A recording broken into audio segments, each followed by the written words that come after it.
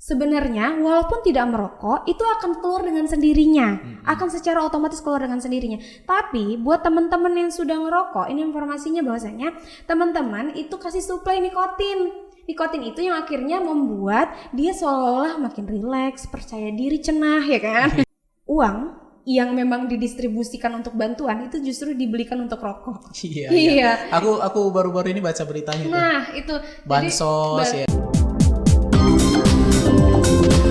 Nah, jadi konsumsi rokok ini ternyata salah satu membuat masyarakat itu semakin banyak yang miskin gitu. Benar. Kalau berdasarkan data BPS, yang paling berpengaruh untuk kemiskinan itu makanan, minuman, dan yang ketiga konsumsi rokok gitu. Nah, yang menarik menurut saya, kebanyakan juga kan yang perokok ini justru misalkan ekonominya menengah ke bawah, otomatis kan untuk biaya kehidupannya semakin banyak terkuras untuk biaya untuk beli rokok doang. Benar, gitu kan. Misalkan sehari dia bisa sampai 2 bungkus, otomatis bakal bisa dihitung kan, hitung-hitungan berapa habis biayanya gitu. Gimana menurut teman-teman Getar Lampung melihat situasi ini? Karena masyarakat semakin banyak yang miskin justru bukan karena beli makanan minuman, tapi juga karena rokok gitu. Bener. Jadi unik ya Kak. Rokok ini sudah tahu racunnya. Bahkan rokok itu sudah ditulis dengan gamblangnya, rokok dapat menyebabkan kanker, jantung. Ini yang paling mengerikan impoten ya Kak ya. Impoten gitu. Yang lebih parah sebenarnya udah jelas-jelas kan bisa buat lo mati gitu kan.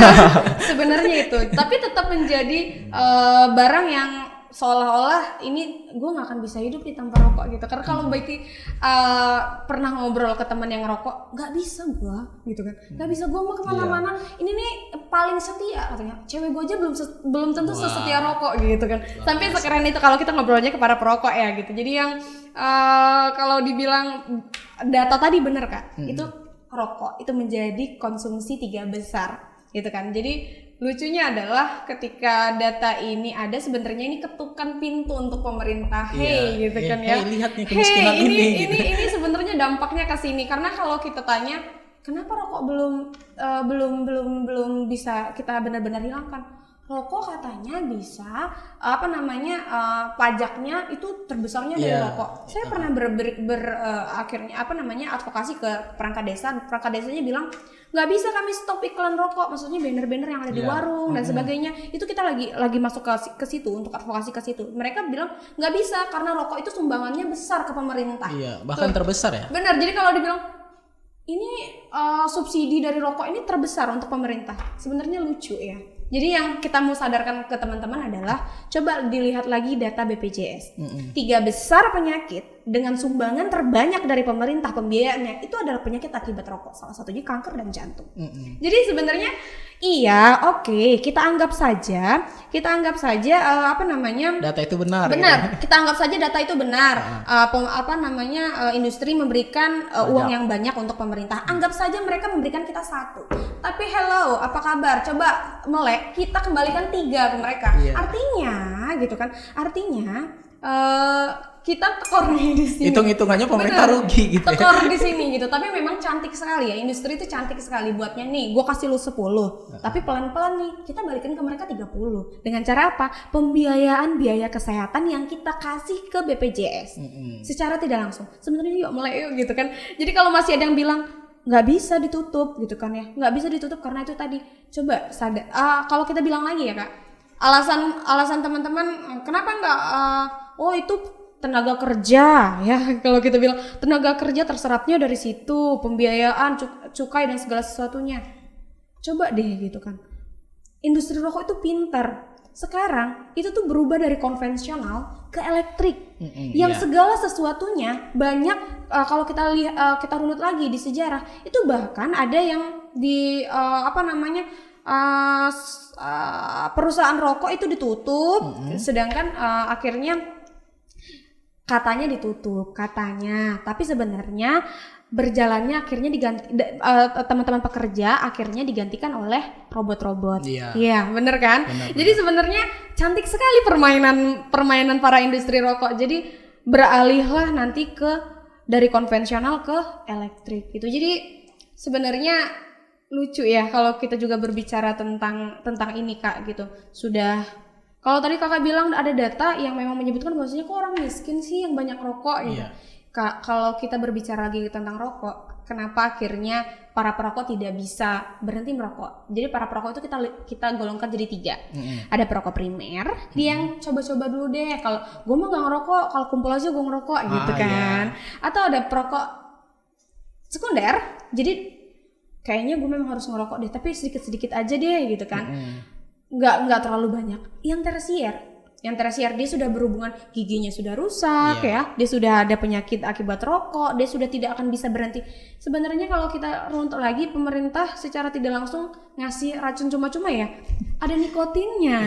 Nikotin itu yang akhirnya membuat dia tidak benar-benar bisa berhenti merokok. Bayangkan Kak, kita ada dopamin namanya. Jadi kita akan bisa benar-benar merasa rileks.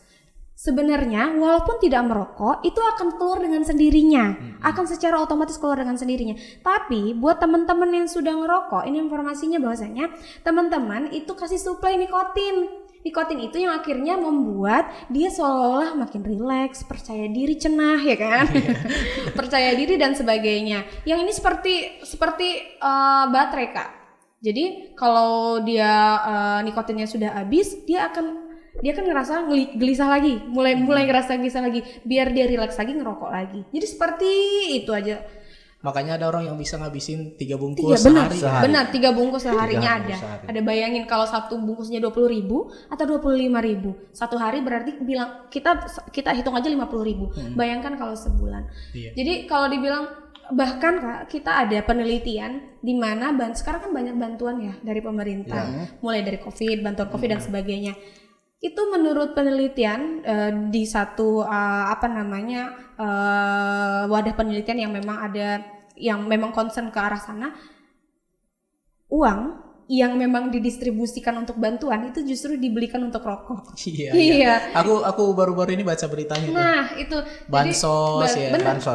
Jadi teman-teman yang masyarakat kita yang memang akhirnya tidak bisa keluar dari jeratnya rokok, menggunakan uang yang seharusnya dibelikan untuk beras, itu dibelikan juga untuk rokok. Sesedih itu sebenarnya. Jadi kalau dibilang kayak mana kita nggak greget, ya segreget itu sebenarnya gitu, sepeduli itu. Makanya aku juga kemarin sampai nyatet data kalau memang Indonesia ini jadi negara perokoknya yang paling banyak se-ASEAN ya, se-Asia Tenggara. Itu totalnya per tahun 2019 sebanyak 65,19 juta orang. Itu tahun 2019. Iya, terbaru. Kalau kita berbicara gimana? Mau lanjut? Kalau dari total keseluruhan penduduk Indonesia itu sebanyak 34%. Penduduk Indonesia sekitar kalau nggak salah 250 atau 260 juta. 260 ya, 260. Kalau kita berbicara tentang angka ya Kak, ini kerennya gini. Kita dimainkan oleh angka-angka yang keluar, yang timbul di depan, tapi kita nggak sadar dengan angka-angka yang ada angka di depan, kita nggak sadar dengan angka-angka yang di belakang, karena ya Indonesia sudah sangat didinabobokan oleh industri rokok. Kita nggak sadar dengan data. Kalau kita runut lagi Kak di angka perokok, RPJM tahun 2013, kalau kita ngomongin angka ya Kak, di 2013 kita ada di angka 7,2% para perokoknya. Ini di range usia 10 sampai 18 tahun ya Kak. Kemudian 2016 itu ada 8,8 naik, bayangkan. Kemudian naik lagi di 2018 itu jadi 9,1. Padahal harapannya di RPJM yang digadang-gadangkan oleh pemerintah itu turun dari 7,2, itu harapannya turun jadi 5,4. Mimpi buruknya kita bakal naik jadi 9,1. Sebenarnya ini yang yuk gitu kan. Yuk mulai sama angkanya. Karena kalau kita runut lagi Kak dari angka-angka di tahun 2018 kita ada penurunan angka, karena kalau kita lihat angka kita selalu naik nih dari 1995 dari 53,4% sudah terdata Kak. 53,4% itu kurang dari atau sama dengan 15 tahun usia laki-lakinya sudah ngerokok. Bayangin, itu di tahun 1995 dan terus naik dari mulai tahun 2000 sampai dengan 2018, di mana angka tertinggi itu ada di 2016, kita ada 68,1 di 2016. Tapi ini survei yang dilakukan oleh pemerintah di per 3 tahun sekali ya Kak. Iya. Di 2018 kita turun nih jadi berapa? 62,9 dari yang 68 turun ke 62. Kira-kira prestasi bukan nih gitu. Kalau kita tanya ke teman-teman, ini pasti prestasi. Iya. Nah, yang kita harus sadarkan ke teman-teman bahwasanya ini adalah angka yang dimanipulasi oleh teman-teman industri. Kenapa? Karena ini adalah konvensional, rokok konvensional yang terdata di sini. Apa kabar rokok elektrik? Oh, gitu. iya. Berarti Benar. itu pendataan khusus untuk di rokok konvensional Iya, aja. benar, konvensionalnya. Karena apa kabar di rokok elektrik? Kemunculan rokok elektrik di 2011, kita lihat angkanya cuma 0,3%. Itu di 2011 di awal kemunculannya. Kemudian kalau sekarang Kak, kalau kita lihat data lagi di anak-anak atau remaja ya, karena kita konsennya ke anak-anak dan remaja sekarang. Di 2016 itu tercatat 1,2 dari 0,3. Di 2018, tadi kan kita berbicara di data 2018, itu ada 10,9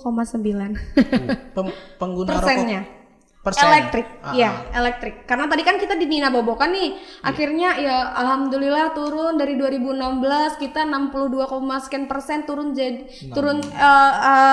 dari 68 kita turun jadi 62%. Tapi kita nggak sadar di elektrik. Di elektrik kita dari awal kemunculan yang cuma 0,3, kemudian Tiba-tiba meledak. Bener, naik lagi di 2016 jadi 0,1 dan akhirnya di 2018 kita ada di 10,9%. Ini momok sekali dan jangan lupa kita juga ada perokok wanita.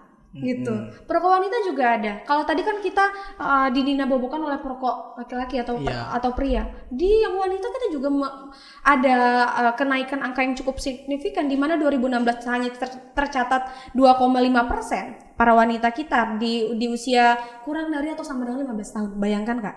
Berarti anak atau remaja. Jadi di 2018 kita ada kenaikan 100%. Kita ada di angka 4,8%. Jadi wow, sangat luar biasa sekali karena kita di Nina Bobokan oleh industri di mana kita terjadi penurunan angka yang cukup tinggi. Mereka menggadang-gadangkan bahwasanya penurunan angka ini signifikan sekali, tapi kita ada perokok wanita dan kita juga ada perokok elektrik yang memang angkanya berkali lipat naiknya. Nah, bicara rokok elektrik nih kan selama ini isu-isu yang sering jadi kontroversi kan ada mengatakan kalau rokok elektrik ini justru bisa karena ini nggak berbahaya nih, ini lebih aman daripada rokok konvensional seperti itu. Nah, kalau dari teman-teman Getar Lampung udah melakukan ini belum sih? Kalau misalkan survei seperti apa sebenarnya penggunaan rokok elektrik gitu? Mau jawab? Aku? Gimana? Jadi kalau rokok elektrik tuh gini Kak. Konsennya gini, setiap dia ada nikotin di situ, kita sekarang konsennya ke nikotin karena memang nikotin ini yang membuat kecanduan. Setiap apapun yang bahasa yang dilontarkan oleh industri rokok bilang rokok elektrik atau rokok konvensional, setiap ada kandungan nikotin di situ kita harga mati, ini nggak bener. Gitu. Pasti dilawan sama Getar Lampung ya. Benar. Jadi kalau alasannya kenapa nih? Alasannya kenapa rokok elektrik itu katanya sudah aman. Kok Getar Lampung tetap nggak setuju? Itu tetap harga mati untuk kita. Segala sesuatu yang memang ada nikotin berapapun kandungannya kita akan tetap bilang itu bahaya. Seperti itu. Jadi memang kalau rokok elektrik itu keren sih Kak. Orang-orang bilang aman. Tapi kalau setiap ada nikotin harga matinya kita tetap bilang itu bahaya. Gitu. Dan bakal tetap disosialisasikan. Benar. Jangan gitu. Jadi bayangin Kak. Ini informasi ke teman-teman juga ya. Simulasinya gini, kakak sudah ngerokok, anggap saja kakak itu butuh 10 batang rokok biar bisa aman. Maksudnya kayak gue udah 10, udahlah udah tenang gitu. Sudah anggap 100 dari 100%-nya. Sedangkan kalau elektrik anggap saja dia 2. Kalau satu batang rokok kita anggap 10 nikotinnya, karena tadi kebutuhannya 10. Kalau rokok elektrik 2. Berarti sekarang kita berbicara kebutuhan yang sudah ada di otak. Karena kakaknya sudah butuh 10, berarti kalau elektrik ini 2, berarti kakak butuh 5 kali elektrik. Sama saja hitungannya. Karena kita sekarang berbicara tentang kebutuhan, bukan tentang nominal nikotin yang ada di kandungan rokok tersebut. Seperti itu. Jadi kalau dibilang gimana nih tentang rokok elektrik, udah harga matinya kalau sudah ada nikotin berapapun kandungannya tetap nggak boleh, tetap racun, tetap Pokoknya itu segala berbahaya. jenis rokok no. No, benar. Namanya juga gerakan ya, apa Benar. organisasi tanpa rokok gitu. Benar, Nah, aku pengen nanya pengalaman nih.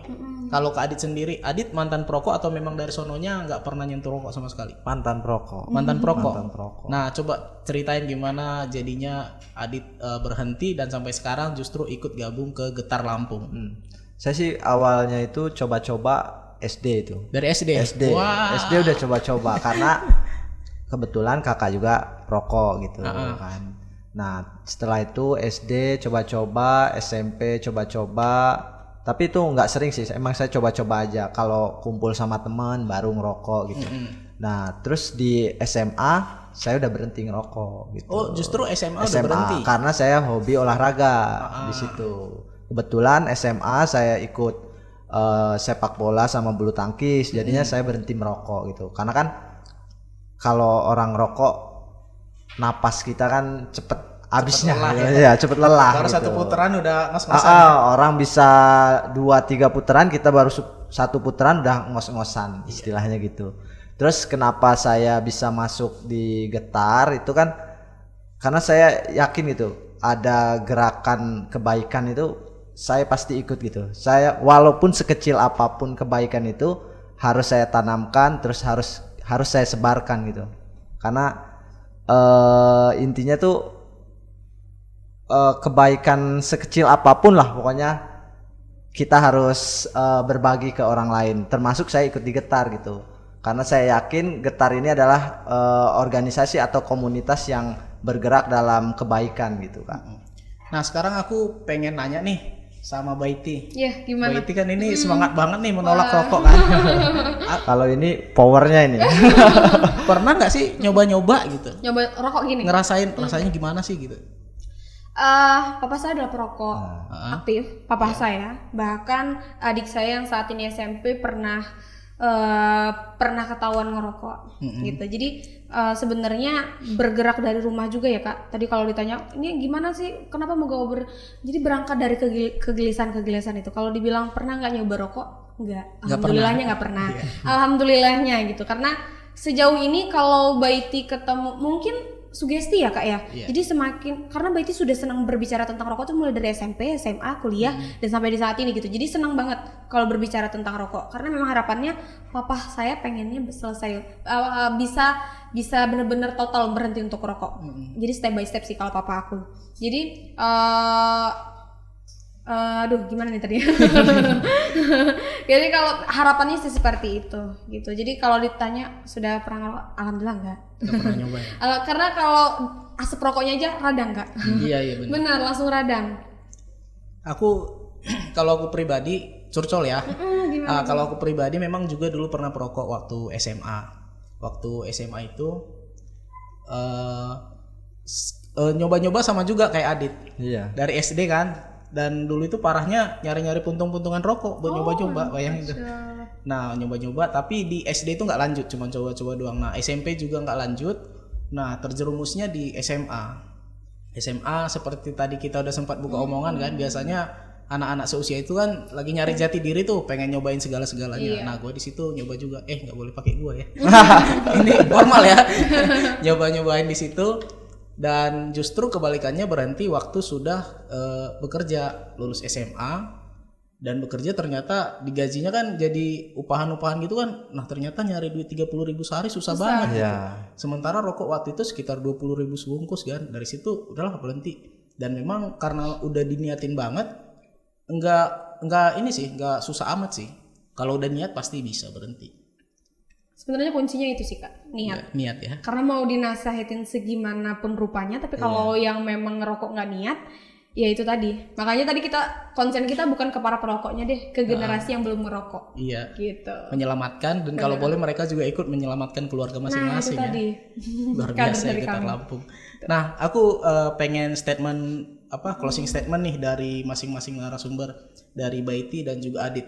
Aku mulai dari Baiti dulu. Gimana harapannya kepada semua masyarakat di Lampung terkait penggunaan rokok yang saat ini masih banyak banget gitu. Monggo. Iya, harapan kami dari komunitas Getar Lampung sama-sama yuk bangun. Yuk, kita tidurnya sudah terlalu nyenyak. Kita didinabobokan sangat luar biasa sekali oleh industri rokok.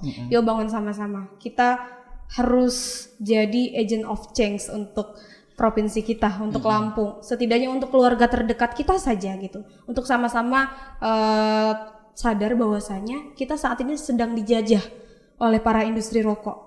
Gimana cara gerakannya? Yuk sama-sama kita gabung ke Getar biar kita bisa share sama-sama gimana gerakan apa yang harus kita lakukan untuk melawan penjajahan ini. Gitu.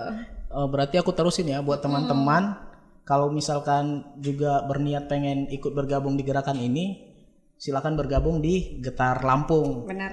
Apalagi kita supaya bisa sama-sama satu visi misi untuk memajukan untuk memperjuangkan apa yang tadi harapan dari Mbak Baiti itu. Nah, sekarang terakhir dari Mas Adit, silakan. Kalau saya sih kita lihat aja ya baliho-baliho elektronik kita. Kadang saya berangkat kerja itu kan, dilihat jam 8 pagi udah masih ada itu iklan rokok itu masih tayang gitu. Jadi padahal kan pemerintah itu aturannya sih malam itu baru boleh tayang tuh iklan rokok. Terus kita bertanya lah pada diri kita itu, jadi tujuannya apa pagi-pagi itu? Ternyata setelah kita tahu itu adalah sasaran kita itu anak-anak gitu. Jadi kan pagi itu anak berangkat sekolah, terus pokoknya anak berangkat sekolah tuh melihat itu secara tidak langsung mereka jadi pingin lah merasakan apa sih itu rokok. Terus iklannya juga kan keren-keren sih dari iklan rokok itu anak-anak muda. Tapi padahal waktu iklan itu nggak pernah tuh si modelnya atau si bintang iklannya itu ngerokok. Iya kan? Tapi kita ini sebagai masyarakat umum atau sebagai targetnya itu justru jadi jadi pingin ngerasain rokok itu karena si bintang iklannya keren gitu. Terus sekarang ini ada influencer, kalau saya sering nonton di YouTube atau di Instagram atau di apa itu kan mereka secara terang-terangan gitu jadi mengiklankan rokok gitu kan. Nah itu sih. Terus dari saya sih harapannya buat teman-teman semua, teman-teman masyarakat Lampung, ayolah kita jadi berhenti merokok itu dari diri kita sendiri sih. Terus dari niat kita lah. Banyak sih teman-teman saya juga yang bilang susah untuk berhenti ngerokok, karena kalau saya pribadi sih yakin itu mereka itu niatnya yang kurang. Kalau niat kita udah bulat gitu untuk berhenti merokok, saya yakin berhenti kok, bisa untuk berhenti. Seperti pengalaman pribadi. Oke. Gitu. Tambah dong Kak, boleh ya? Boleh banget. Promo. Tadi memang harapan ya. Jadi memang harapan kami semoga suara-suara kami didengar. Jadi semoga juga Pak Arinal dengar. Kita bisa sesegera mungkin nanti bertatap muka berbincang ria tentang apa itu Getar. Kemudian harapannya juga memang ke pemerintah untuk memperketat regulasi yang ada, setidaknya memperketat tentang peraturan KTR kawasan tanpa rokok setidaknya itu hal-hal kecil yang memang kami perjuangkan juga gitu. Kawasan tanpa rokok dan iklan tadi sudah sempat disinggung oleh Adit. Harapan kami adalah tidak ada lagi iklan-iklan yang memang langsung bisa dikenyam langsung oleh teman-teman atau target saat ini yaitu remaja. Kita harapannya seperti itu. Dan teman-teman juga kalau yang memang mau bersedia untuk bergabung dengan komunitas kami, kita juga ada grup khususnya dan kami juga ada sosial media yang bisa diakses. Boleh ke Instagram atau Facebook yang sudah Getar Lampung. Benar, Getar Lampung. Langsung boleh ke Instagram atau ke Facebook kami. Namanya Getar Lampung. Nomor ini bisa dibacakan juga kayaknya Mbak. Nomor telepon? Nomor telepon Mbak Baiti. Nomor telepon? Enggak, nomor volunteer aja biar semakin banyak teman-teman yang masuk di situ. Boleh. Jadi kalau mau berbicara atau mau tanya-tanya tentang Getar Lampung boleh ke gimana nih? Boleh dibacakan atau nanti ke nomor bawah ini, nanti kita akan kasih nomornya di bawah ini. Pokoknya kalau nggak di bawah ini di atas ini. Tergantung editor. Boleh di bawah ini nanti. Gitu. Oke, terima kasih Mbak Baiti dan juga Adit udah ngobrol-ngobrol bareng kita. Kupas Podcast. Kupas Podcast. Kupas Tuntas Podcast. Nah, terima kasih udah hadir dan ngobrolannya memang seru banget, nggak terasa ya. Oke, Kupas teman-teman, nanti kita ketemu lagi dalam Kupas Podcast di berikutnya. Terima kasih.